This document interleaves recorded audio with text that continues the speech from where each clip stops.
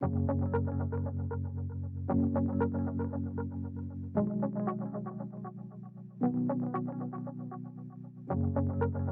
is Alvin, discipleship and care pastor at the Stone Church. Have you ever asked the question why? It is the first question that comes to mind when tragedy strikes, and the one that lingers the longest. Why, Lord? Why me? Today I begin a series of devotionals from the book of Ruth I call Beauty from Ashes. The story is told from the perspective of Naomi, the matriarch of the family.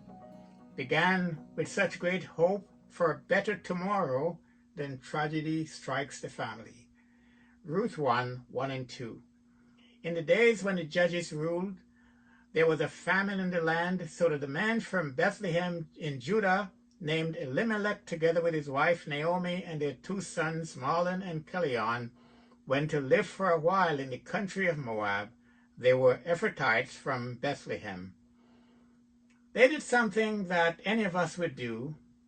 During hard times, it is natural to seek out a better life somewhere else. Unfortunately, sometimes all the glitter that your eyes would ever see is not gold, but tears of sadness and regrets. Verses 3 to 5. Now Elimelech, Naomi's husband, died, and she was left with her 2 sons.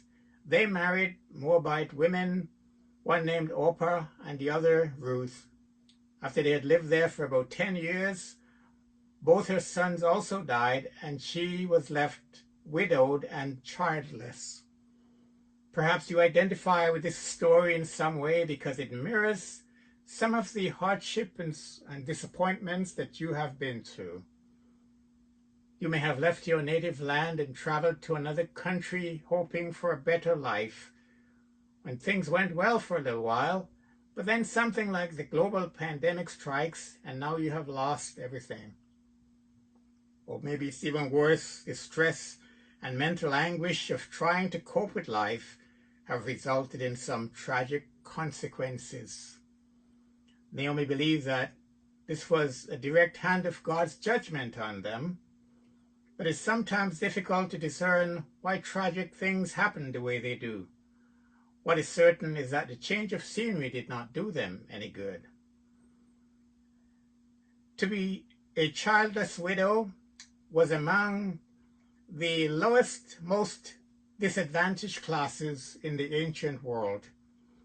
There was no one to support you, and you had to live on the generosity of strangers. But as the book of Ruth unfolds, you will discover that God is in the business of bringing beauty from ashes.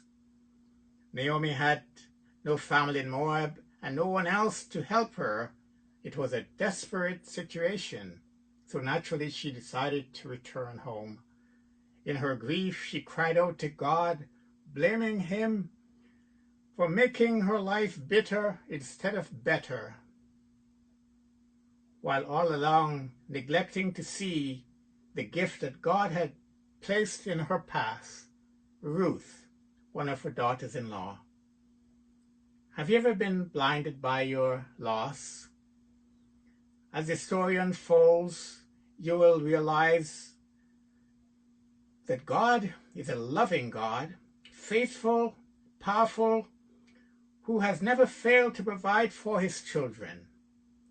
In Isaiah 61, verse 3, God promised to give you beauty for ashes, the oil of joy for mourning, a garment of praise instead of the spirit of heaviness. Yes, regardless of your circumstances, let me assure you that God is still writing your story and that the end will be much more glorious than the beginning. May the Lord bless you and give you hope. Amen.